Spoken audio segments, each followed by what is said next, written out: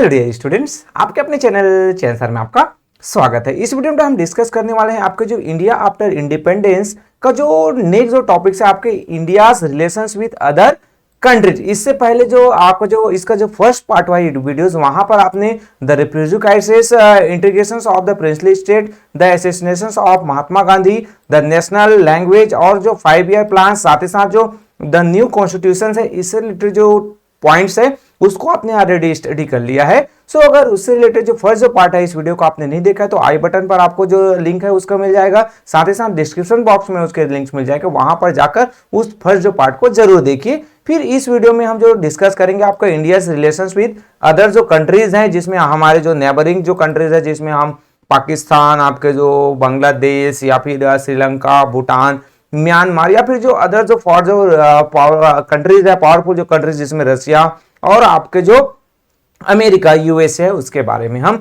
उसके साथ जो रिलेशन है हम उसको स्टडी करेंगे। सो बेटा अभी तक आपने चैनल को सब्सक्राइब नहीं किया तो सब्सक्राइब जरूर कीजिए और बेल आइकन को प्रेस करना ना भूलिए। तो चलिए बेटा हम जो देखते हैं कि जो इंडिया का जो रिलेशन है, जैसे इंडिया जो है क्या हुआ, इंडिपेंडेंट हुआ। सो यहां पर जो पॉइंट आता है कि independent India entered into a new world that was changing fast.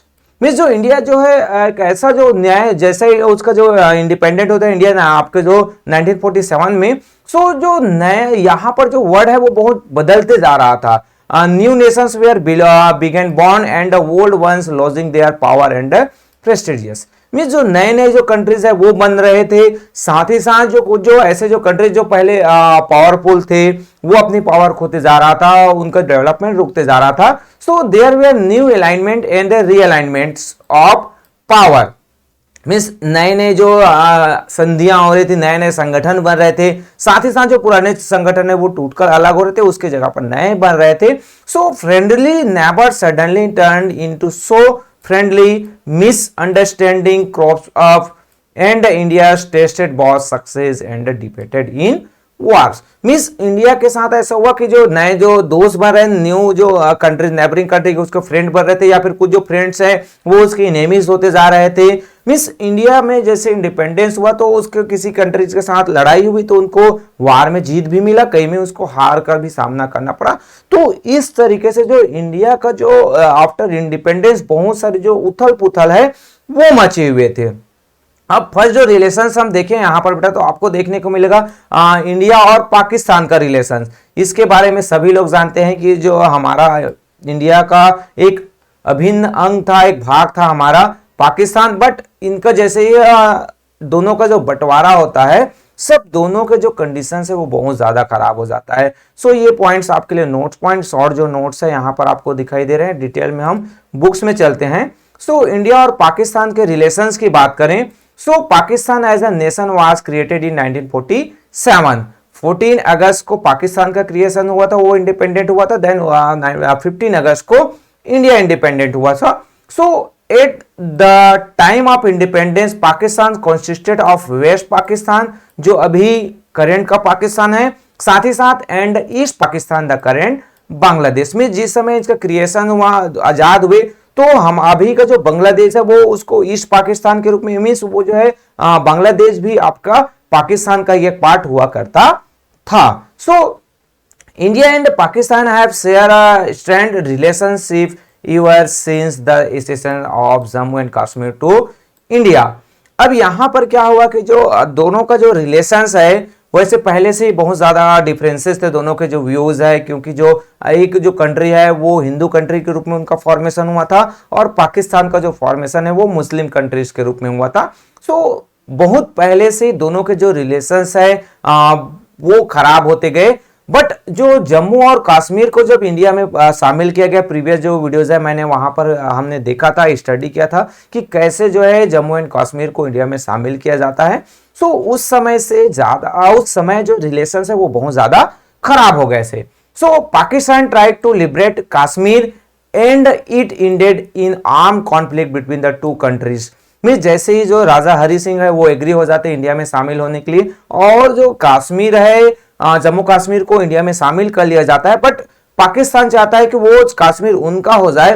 तो उसको आजाद कराने के लिए, लिबरेट करवाने के लिए दोनों के बीच जो लड़ाई है वो युद्ध के रूप में होता है और दोनों के बीच बहुत बड़ा जो युद्ध है वो छिड़ जाता है। So the UN ordered a ceasefire on 1st January 1948 and Pakistan had to withdraw its troop from Indian land. अब यहाँ पर उस समय ये जो इश्यूज था वो कहाँ चला गया, यूएन के पास चला गया। उसी समय ही इसका फॉर्मेशन हुआ था और 1 जनवरी 1948 को यूएन ऑर्डर करते हैं कि दोनों को युद्ध विराम करना है, मींस अब लड़ाई जो है बंद कर दिया जाए और यहाँ से जो इंडियन और जो उस एरिया से जो पाकिस्तान दोनों के जो फोर्स है वो वापस चले जाते हैं और वहां पर एक जो line of control means however it continues to hold part of जो जम्मू कश्मीर का जो कुछ जो पार्ट्स है, कुछ जो भाग वो पाकिस्तान के पास है और अधिकांश जो एरिया जो है इंडिया के पास है। तो कश्मीर का जो कुछ जो पार्ट जो पाकिस्तान है उसे हम territories is now called Pakistan occupied Kashmir, जिसे हम पीओके के रूप में जानते हैं। इंडियन जो है उसको पीओके बोलते हैं और पाकिस्तान उसको बोलते हैं आजाद कश्मीर बाय पाकिस्तान, मींस उनके द्वारा जो कश्मीर को आजाद कराया गया। तो कुछ जो पार्ट्स है जो पाकिस्तान के पास है उसे आजाद कश्मीर के रूप में वो लोग जानते हैं। इसके अलावा टू और जो मोर जो इंडो पाकिस्तान वार्स है वो टुक प्लेस, मींस दो और जो लड़ाइयां हुई, एक जो है आपका 1965 में कश्मीर में ही हुआ था, जो कश्मीर इशू से रिलेटेड हुआ था। देन अदर जो हुआ था 1971 में जो लिबरेशंस बांग्लादेश को आजाद करवाया गया था, तो उस समय जो है बांग्लादेश के फेवर में इंडिया के द्वारा लड़ा गया था। देन आता है in July 1972 the Shimla accords was signed between India and Pakistan. अब दोनों के बीच एक संधि, एक समझौता हुआ कि जो है दोनों के both countries agrees to settle their differences peacefully through negotiations and trade and diplomatic relations were reestablished between the two nation. Means दोनों के बीच समझौता होता है, एक संधि होता है दोनों के बीच कि अब जो है दोनों जो है साथ मिलकर रहेंगे, दोनों भाइयों में कोई लड़ाई नहीं होगी। बट संपत्ति जो है, जायदाद है, वो हमेशा दो भाइयों में दरार डाल देता है। सो वही जो है इंडिया और पाकिस्तान के साथ हुआ। हम अपने नीड के लिए, वो अपने नीड्स के लिए आपस में लड़ते गए, but the peace was fragile, there were consistent border, जो दोनों के बीच जो बॉर्डर से रिलेटेड है वो समय समय पर दोनों के बीच लड़ाई होती गई। 1990 की बात हम करें तो आम जो इंट्रोड्यूसर्स थे, मींस पाकिस्तान की तरफ से कुछ जो लोग हैं वो हथियार लेके आए, जिसमें पाकिस्तानी सोल्जर्स भी शामिल थे, वो कहां पर इंटर हो जाते हैं और जो कारगिल का जो एरिया है to control of the high range of Kargil, Kargil का जो हाई रेंज है, में जो कारगिल वाला जो एरिया, वहां के जो पर्वत जो ऊंची ऊंची चोटियां है उसके बीच में वो चले जाते हैं, उस एरिया को अपने कब्जे में कर लेते हैं। So after a bitterly fought battle India took back Kargil, means बहुत ज्यादा लड़ाई होती है, बहुत सारे सैनिक हमारे मारे जाते हैं, शहीद हो जाते हैं, बहुत सारे सैनिक उनके मारे जाते हैं। और since then of efforts are began made by the both India and Pakistan to make their relationship more cordial. But जब कारगिल में हमारी जीत होती है उसके बाद और बहुत सारे इश्यूज होते हैं, समय समय पर हम देखते हैं कि जो दोनों का जो रिलेशन है वो बेहतर नहीं रह पाता है। अभी हमने जो आपके जो एयर स्ट्राइक हमने देखा था या फिर सर्जिकल स्ट्राइक हमने देखा था, सो समय समय पर बहुत सारे जो ऐसे जो इश्यूज होते गए, तो दोनों का जो रिलेशन है वो अभी भी, जो दोनों के बीच बातचीत है वो नहीं हो रही है, दोनों कंट्रीज के बीच अभी भी रिलेशन बहुत खराब बना हुआ है। देन हम नेक्स्ट देखते हैं बेटा आपका जो इंडिया एंड बांग्लादेश। इंडिया और बांग्लादेश के रिलेशन से रिलेटेड कुछ जो पॉइंट्स है, जो नोट्स पॉइंट्स आपके लिए अगर नोट्स जरूरी है तो ये पॉइंट्स आप एडिशनल नोट्स के रूप में आप इसको नोट डाउन कर सकते हैं। ये शॉर्ट नोट पॉइंट्स मेरे द्वारा आपको प्रोवाइड किए जा रहे हैं। ये आपका बांग्लादेश का मैप आपको यहाँ पर दिखाई दे रहा है। सो इससे रिलेटेड भी जो इनके साथ जो रिलेशंस है वो हमेशा ही बेहतर रहा है, बट कुछ जो टाइम्स है उसमें भी हमें इनके साथ जो रिलेशंस कुछ खराब नजर आते हैं। तो चलिए इसके बारे में देखते हैं। After partition East Bengal was renamed East Pakistan. The population consisted mainly of Bengali Muslim. जैसे पाकिस्तान का जो बंटवारा हुआ, पाकिस्तान अलग हुआ, सो बांग्लादेश को पाकिस्तान को दिया गया, बांग्लादेश जो है पाकिस्तान के पास चला गया। क्यों? क्योंकि वहां पर जो मुस्लिम जो पॉपुलेशन है वो ज्यादा था। एक समय हमने और देखा था कि जो ये जो आपका जो 1905 है, उस समय भी जो लॉर्ड जो कर्जन है उसके द्वारा जो है बांग्लादेश आपका जो ईस्ट पाकिस्तान और वेस्ट पाकिस्तान के रूप में उसका जो है पार्टीशन कर दिया गया था। बट 1911 में फिर से उसको रिजाइन कर दिया गया। फिर ये जब इंडिया जो है आजाद होता है तब हमने देखा कि ये ईस्ट पाकिस्तान के रूप में वो पाकिस्तान के पास चला जाता है। सो द पॉपुलेशन वहां पर जो जनरली वो क्या था, बंगाली मुस्लिम था, मुस्लिम थे बट वो बंगाली थे। So soon there was rising discontent among the people. अब वो जो है अपने आप को ठगा सा महसूस करने लगे, क्योंकि जो वेस्ट पाकिस्तान एक अलग जगह है, पाकिस्तान का जो अदर जो पार्ट है वो अलग जगह में नजर आता है, और ये तो कहीं ना कहीं एक अलग पार्ट्स के रूप में हमें बांग्लादेश देखने को मिलता है। उस समय वो ईस्ट पाकिस्तान था। So they felt that they were बिगेन exploited like a colony by West Pakistan. इनको भी लगा जैसे पहले जो है ब्रिटिश जो है इनका शोषण कर रहे थे, उसी तरीके से लगा कि अब वो जो पाकिस्तान के रूप में ही उनके शोषित एक छोटा सा एरिया के रूप में वो अपने आप को महसूस करने लगे। सो they were also upset by the introduction of Urdu as the so official language through the mother tongues of most people in East Pakistan was Bengali। अब यहाँ पर क्या हुआ कि जो वो जो पाकिस्तान के द्वारा जो उर्दू जो लैंग्वेज है वो उनको थोपा जाता है, उनको कहा जाता है कि ऑफिशियल लैंग्वेज के रूप में आप उर्दू कीजिए, उर्दू का यूज कीजिए, आप बोलचाल में भी उर्दू का यूज कीजिए। तो जो लोग हैं जो बंगाली जो बोलते थे, वहां पर मेजोरिटी जो पीपल्स हैं वो बंगाली बोलते थे, भले वो मुस्लिम हो बट बंगाली मुस्लिम थे।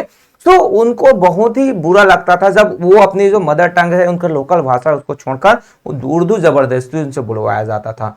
So when Sheikh Mujibur Rahman of East Pakistan won the election in 1970, he was not allowed to form the government. Means वहां पर क्या हुआ कि जो शेख मुजीबुर रहमान है वो जो है 1970 में क्या करते हैं, इलेक्शन जीत जाते हैं, बट उनको जो है गवर्नमेंट फॉर्मेशन का मौका नहीं दिया, गवर्नमेंट बनाने के उनको चांसेस नहीं दिए जाते। क्यों? क्योंकि वो जो है एक बंगाली मुस्लिम था और वो बंगाली को बढ़ावा दे सकते थे, इस कारण से उनको गवर्नमेंट का फॉर्मेशन नहीं करने दिया जाता है। सो he then declared Bangladesh as an independent nation with India support in 1971। फिर वो जो है इंडिया के जो सपोर्ट से इंडिपेंडेंट नेशन, एक स्वतंत्र राष्ट्र के रूप में बांग्लादेश को मान्यता देते हैं। जो ईस्ट जो पाकिस्तान है अब उसको बांग्लादेश के नाम से जाना जाता है। So the relations between India and Bangladesh have remained largely friendly. Mean जो इंडिया और बांग्लादेश का जो रिलेशन है वो हमेशा ही फ्रेंडली रहा, बट कुछ जो टाइम ऐसे आए तो there are several issues that need sorting. But दोनों के बीच कुछ जो इश्यूज रहे उनका जो समाधान है वो जरूरी हो गया। जैसे यहाँ पर देखा जाए तो कब तो there was conflict over the sharing of Ganges water. Mean जो दोनों के बीच लड़ाई कब हुई तो गंगा का जो वाटर है उसको जो शेयर करना है उससे रिलेटेड है। साथ ही साथ जो इलीगल जो इमिग्रेंट्स जो चमका जो रिफ्यूजेज जो बांग्लादेश इंडिया में जो रिफ्यूजेज आए उससे रिलेटेड। साथ ही साथ जो बॉर्डर जो इश्यूज थे है ना कि कितना किनका एरिया कितना रहेगा, कहां तक किनका बॉर्डर है, इस इश्यूज पर भी दोनों के बीच कुछ जो मतभेद हमें देखने को मिलते हैं, बट आपसी जो बातचीत से दोनों के बीच इनका समाधान हमेशा निकाल लिया गया और अभी भी हम देखते हैं तो दोनों के बीच जो रिलेशन है वो फ्रेंडली बना हुआ है। सो ये तो हो गया बेटा हमारा जो बांग्लादेश के साथ हमारा जो रिलेशन है इंडिया का। नेक्स्ट हम जो कंट्री देखें तो चाइना। अब चाइना की बात ही आप जानते हैं है ना, चाइना और इंडिया का जो रिलेशन है वो हमेशा फ्रेंडली नहीं रह पाया और अभी के दौर में देखें तो जो चाइना और रिलेशन इंडिया का जो रिलेशन है वो बहुत ज्यादा खराब हो गया है। अब यहाँ पर आपको नोट जो पॉइंट्स इससे रिलेटेड देखने हैं तो ये आपका जो चाइना इंडिया एंड चाइना का जो पॉइंट्स नोट जो पॉइंट्स ये आपको दिया हुआ है। यहाँ पर जो चाइनीज जो ऑफिसर्स है उससे रिलेटेड इमेज आपको दिखाई दे रहे हैं। अभी आपने गलवान घाटी में क्या हुआ इसके बारे में देखा होगा। कुछ जो पार्ट्स है वो वर्ल्ड के मैप में देखे होगे बेटा, तो इंडिया का जो कुछ जो पार्ट है वो पाकिस्तान जो पीओके है वो उनके पास दिखाई देता है। साथ ही साथ कुछ जो एरिया है वो अक्साई जो चीन वाला जो एरिया है उसको चीन अपने कब्जे में ले लिया और कई जो ऐसे जो डिफरेंट जो इंटरनेशनल जो कंट्रीज हैं वो उनको पाकिस्तान और चाइना के पास ही शो करते हैं। सो चलिए हम देखते हैं इंडिया एंड चाइना का। सो India and China have enjoyed cultural and economic ties for more than 2000 years या फिर उससे भी पहले आपने जो देखा था कि जो एक जो है सिल्क रूट था जो चाइना इंडिया को कनेक्ट करता था। सो बहुत पहले से ही जो ट्रेड रूट्स है, ट्रेड जो रिलेशंस है इंडिया और चाइना का बना हुआ है। With the passage of time the changes in the political climates in both countries the old friendship also change. समय के अनुसार से जो रिलेशंस है वो खराब होते गए या फिर अच्छे होते गए। So when Mao Zedong establish the People's Republic of China in October 1949 India was one of the first country in recognise the new communist government में जो जेडोंग के द्वारा जब गवर्नमेंट का जो 1949 में जो पीपल्स रिपब्लिक ऑफ चाइना का फॉर्मेशन किया जाता है, तो उस गवर्नमेंट को सबसे पहले जो मान्यता देने का जो काम है वो इंडिया करता है। Then in 1954 India and China sign the Panchsheel agreement, means India और चाइना के बीच पंचशील जो सिद्धांत उसका एग्रीमेंट में जो 5 जो सिद्धांत है, 5 जो टॉपिक्स है, उसके आधार पर दोनों के बीच जो समझौता होता है और उसको जो बहुत both expected the 5 principle of friendly coexistence, however trouble soon arose with China, publishing a map which shows over 1 lakh square kilometres of Indian territories in the Himalayas as a part of China. में जैसे Aksai चीन वाला जैसा area मैंने बताया, तो 1 lakh square जो kilometre था उसको जो है चाइना अपने मैप में पब्लिश कर देते हैं। तब वहीं से ही जो दोनों के जो रिलेशन है वो खराब होने लगता है। और यहां पर in 1959 China invaded Tibet and Tibet spiritual head the Dalai Lama fled to India. Chinese जो है जब तिब्बत पर अटैक करते हैं, कब 1959 में, तो वहां के जो धार्मिक जो गुरु है दलाई लामा वो इंडिया में भाग के आ जाते हैं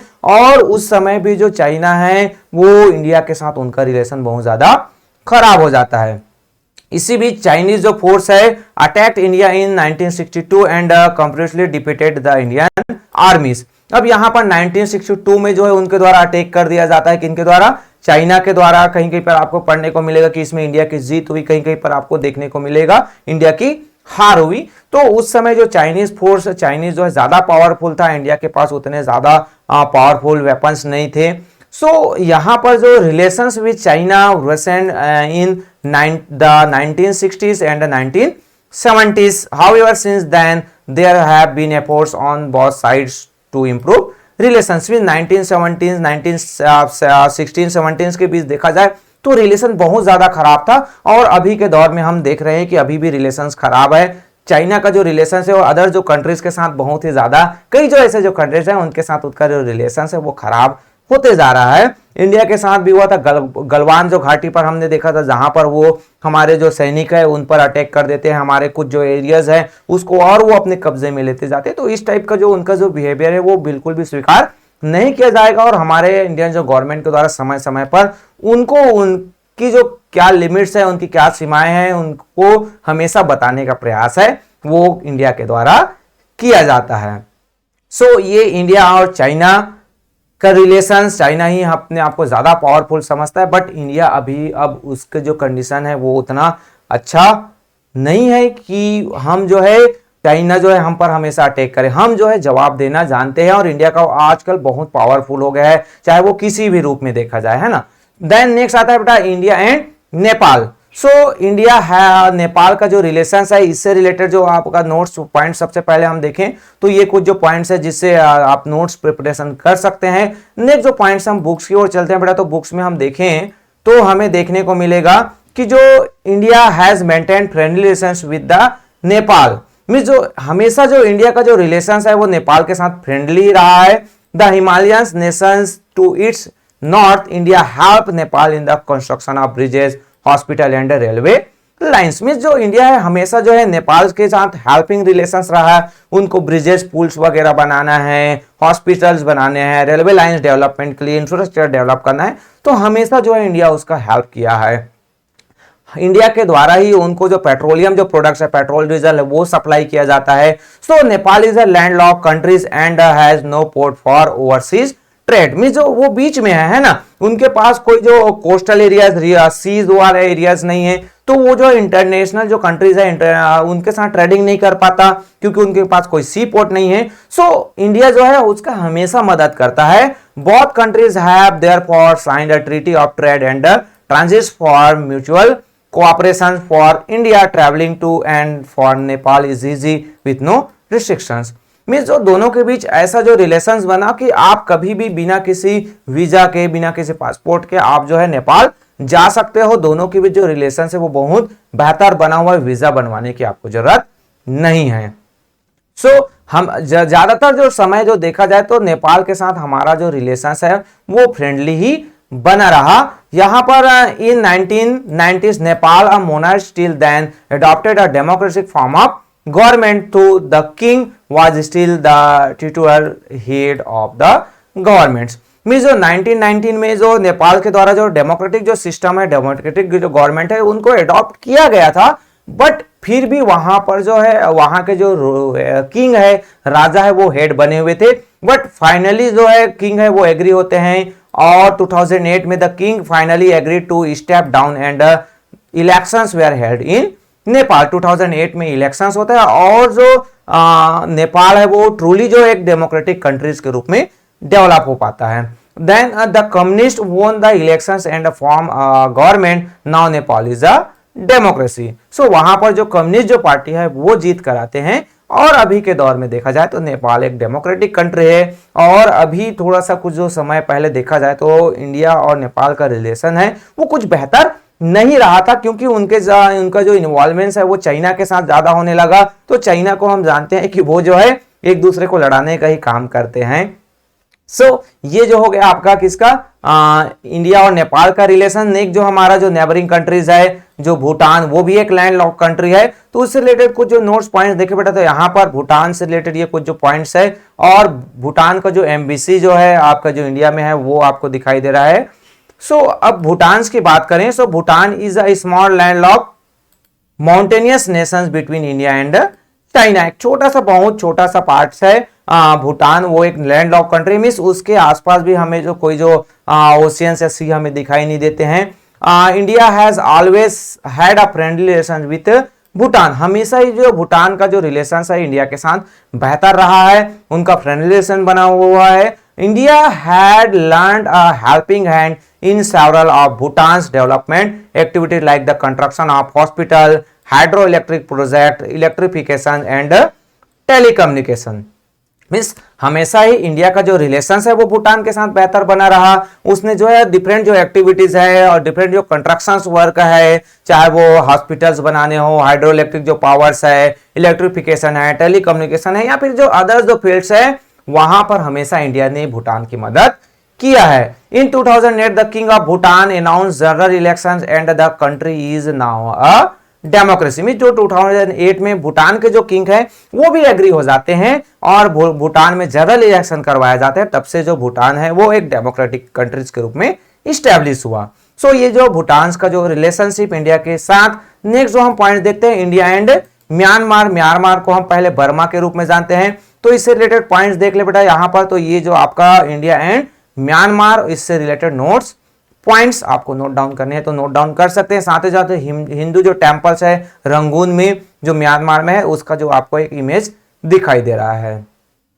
तो चलिए हम वापस चलते हैं बुक्स में और यहाँ पर देखते हैं कि जो इंडिया और म्यांमार का जो रिलेशंस है वो कैसे रहा। India share a long border on the east with Myanmar, जिसे पहले जो है बर्मा के रूप में कहा जाता था। तो इंडिया का जो बॉर्डर है वो म्यांमार में बहुत दूर तक लगा हुआ है। और यहां पर like India, Myanmar was also under the British rule from which it became independent in January 1948। Means India जैसे ब्रिटिश के अंडर कंट्रोल में रहा, तो वैसे ही म्यांमार भी ब्रिटिश के अंडर कंट्रोल में रहा और वो जो है जनवरी 1948 को म्यांमार है वो इंडिपेंडेंट होता है। Relation between the nations became strained after the elected government was overthrown by the military in 1962।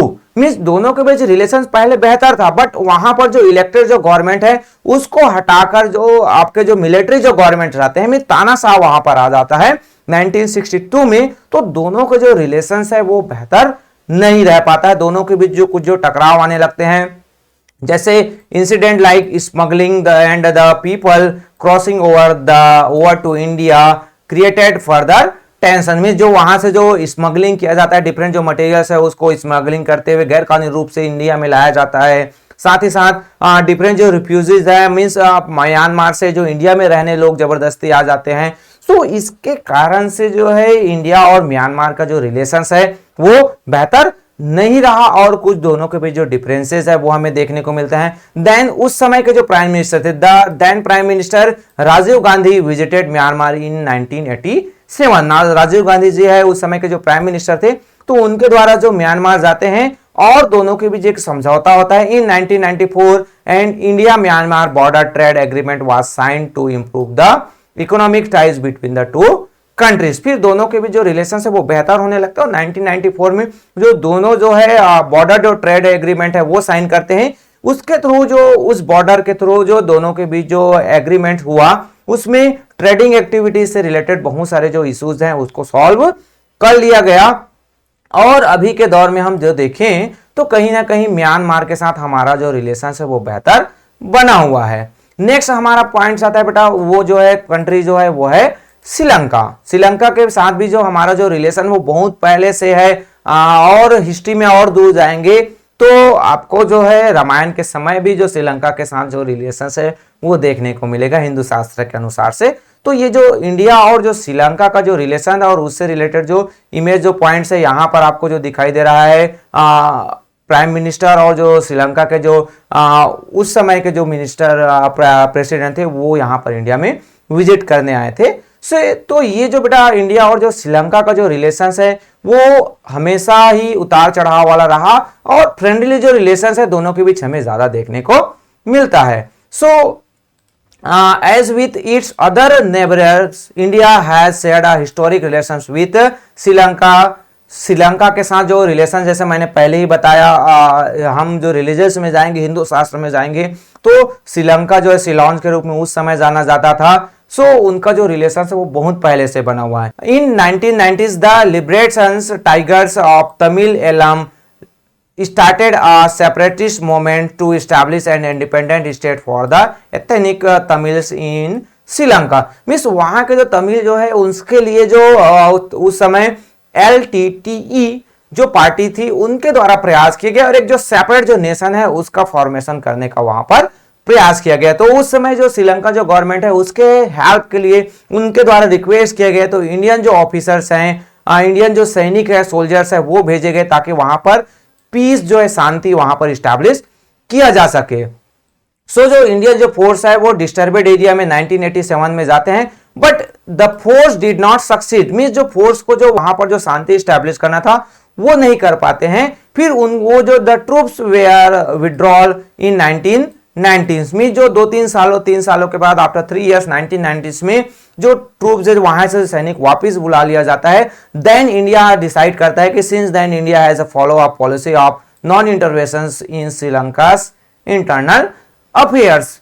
अब यहां पर जो है डिसाइड किया जाता है कि जो इंडिया है वो श्रीलंका के जो इंटरनल जो इश्यूज है उस पर कभी भी इंटरफेयर नहीं करेगा।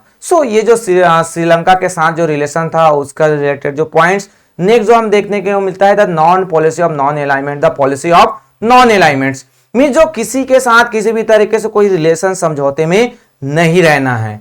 इससे रिलेटेड जो पॉइंट्स हम देखें बेटा तो किनके साथ ये जो इश्यूज हुआ था तो यहाँ पर जो कुछ जो ऐसे जो कंट्रीज है इंडिया नॉन अलाइंड मोमेंट्स जो इंडिया जो है जनरली सोवियत जो यूनियन उस समय यूएसएसआर थे और जो अमेरिका थे यूनाइटेड स्टेट ऑफ अमेरिका उनके साथ जो नॉन अलाइनमेंट्स जो रिलेशन है वो बना के रखते हुए यहाँ पर एक इमेज आपको दिखाई दे रहा है जहां पर 13 जो ब्रिक्स जो समिट्स हुआ और जो डिफरेंट जो कंट्रीज हैं जैसे यहाँ पर चाइना यहाँ पर रशियन जो प्रेसिडेंट आपको दिखाई दे रहे हैं। तो इस तरीके से अलग अलग जो कंट्रीज हैं उनके साथ जो इंडिया का जो रिलेशंस है वो कैसा रहा। यहाँ पर मेजर हम रशिया और यूएसए के बारे में स्टडी करेंगे।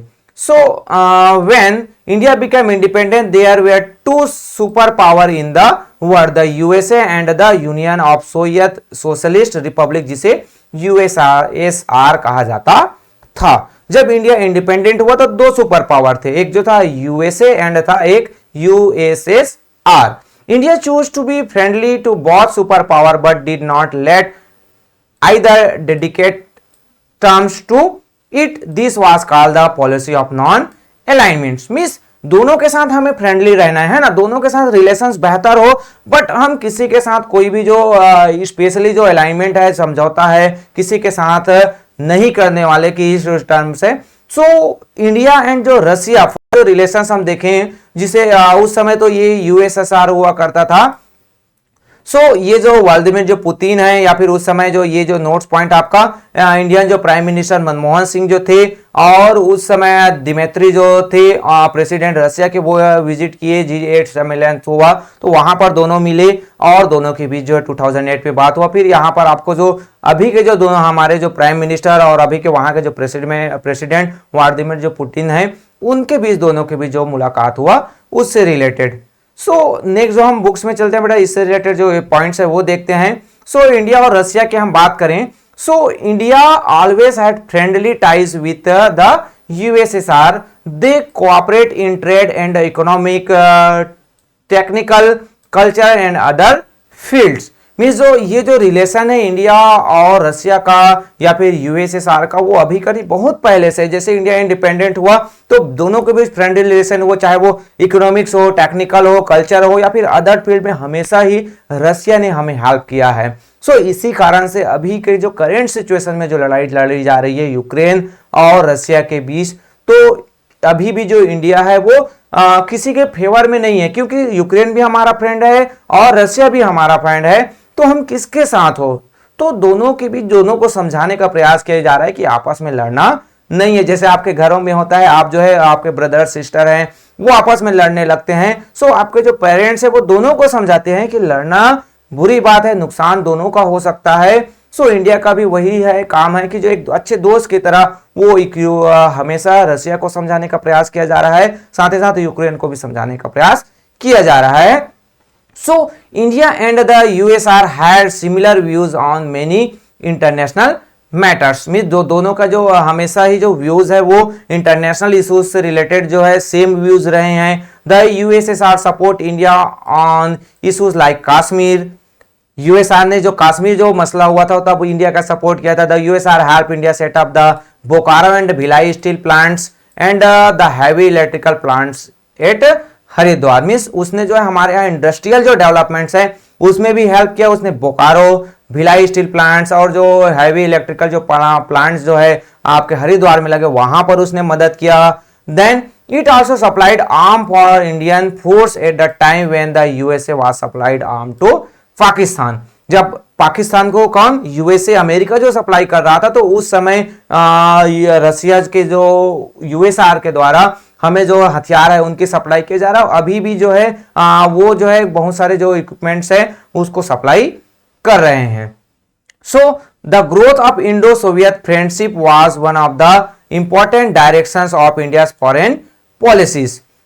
मीन्स ये जो सोवियत और जो इंडिया का जो रिलेशंस है वो हमेशा ही बेहतर रहा और इसी का जो नतीजा है कि कई जो इंटरनेशनल इश्यूज है वहां पर हमें कामयाबी मिली है। In 1991, the USSR was dissolved and the individual countries were formed. The new nations of Russia continue to be friend with India। Means जब 1991 में जो यूएसआर है उसको भंग किया गया और डिफरेंट जो अदर जो कंट्रीज है उसका फॉर्मेशन किया गया, जब रशिया जो है मेन जो कंट्रीज के रूप में वहां से निकाला, तो रशिया का जो रिलेशन है वो इंडिया के साथ जैसे था वैसे ही बेहतर बना हुआ है। सो ये रिलेशन हुआ रशिया के साथ। नेक्स्ट हम देखते हैं बेटा जो रिलेशन था इंडिया का यूएसए के साथ कैसा रहा। सो अब यहां पर हम बात करें, यहां पर आपको नोट जो पॉइंट्स है वो देखने को मिलेगा।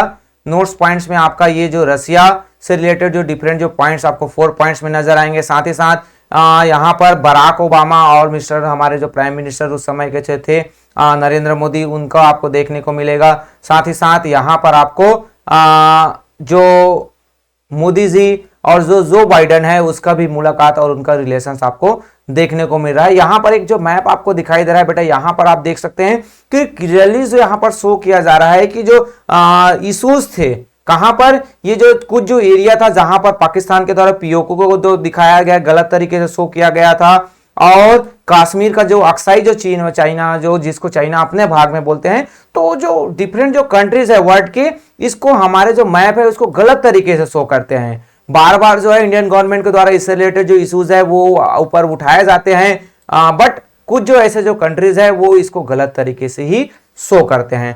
सो अब हम जो नेक्स्ट देखते हैं आपका, by the turn off the 20th century USA had become one of the strongest power of the world and played a key role in international affairs में जो 20th सेंचुरी में देखा जाए या फिर अभी जो 21st जो सेंचुरी में देखते हैं तो यूएसए एक जो मेजर जो है पावर के रूप में है हमारे बीच, और वर्ल्ड में उनका जो की रोल है मींस वो बहुत सारी चीजों को वो कंट्रोल करते हैं, चाहे वो ट्रेड हो, चाहे वो कोई किसी डिफरेंट कंट्री के साथ रिलेशंस हो। So when India was struggling for independent, इस सिम्टम वो जो है हमें जो है हमेशा जो इंडिपेंडेंट के समय अमेरिका है वो हमें सपोर्ट करता है, चाहे वो बाद में हमने देखा तो वो हथियारों की सप्लाई के रूप में कई जो न्यूक्लियर जो डील है वो हुए थे किनके साथ, अमेरिका के साथ। However, since then, Indo-USA relations have fluctuated. During the Sino-Indian conflict, the USA decided with and supplied arm to India. Mean जब चाइना और इंडिया का जो लड़ाई हुआ तो उस समय इंडियन गवर्नमेंट को जो यूएसए ने उनके द्वारा आर्म्स हथियार जो सप्लाई किए गए, मींस इसने इंडिया का जो मदद किया था। But the USA also gave military aids to Pakistan, साथ ही साथ जो यूएसए है वो पाकिस्तान को भी आर्म्स सप्लाई करता है, उनको भी हथियार सप्लाई करता है। मींस जो उनकी जो पॉलिसी है वो इंडिया के साथ और पाकिस्तान दोनों के साथ जो रिलेशंस बना के रखा हुआ है। So the stand of president Nixon that India was the aggressor during the trouble in east Pakistan stand relations between the countries में जो निक्सन जो थे तो जो इंडिया ने ईस्ट पाकिस्तान को आजाद करवाया था तो उस समय के जो प्रेसिडेंट थे उनका जो व्यूज था वो कहीं ना कहीं पाकिस्तान के फेवर में थे। उसके कारण से इंडिया और यूएसए का जो रिलेशंस है वो थोड़ा सा खराब हो गया था। बट बाद में जब देखा जाए सो बराक ओबामा है तो उस समय तो इंडिया का जो रिलेशंस है वो बहुत ही बेहतर हो गया था किनके साथ, यूएसए के साथ। So there were many areas in which the countries were not in agreement, means जो बहुत सारे ऐसे जो इश्यूज हैं जिसमें हम जो है यूएसए के साथ एग्रीमेंट में नहीं है, उनके साथ कोई समझौता नहीं हुआ है या फिर उनके और हमारे व्यूज है आपस में नहीं मिलते हैं, चाहे वो कश्मीर इशू से हो। The Kashmir issues was one such, Pakistan became a member of the CENTO military pact organised by the USA while India did not. Means Kashmir से रिलेटेड इश्यूज है वहां पर जो है इंडिया के साथ जो है यूएसए नहीं रहा। साथ ही साथ कुछ जो ऐसे जो जैसे पाकिस्तान जो है सेंटो जो मेंबर्स है उसका जो मेंबर्स बना हुआ है जो कहीं ना कहीं यूएसए के द्वारा उसको ऑर्गेनाइज किया गया है और इंडिया उसका सदस्य नहीं है।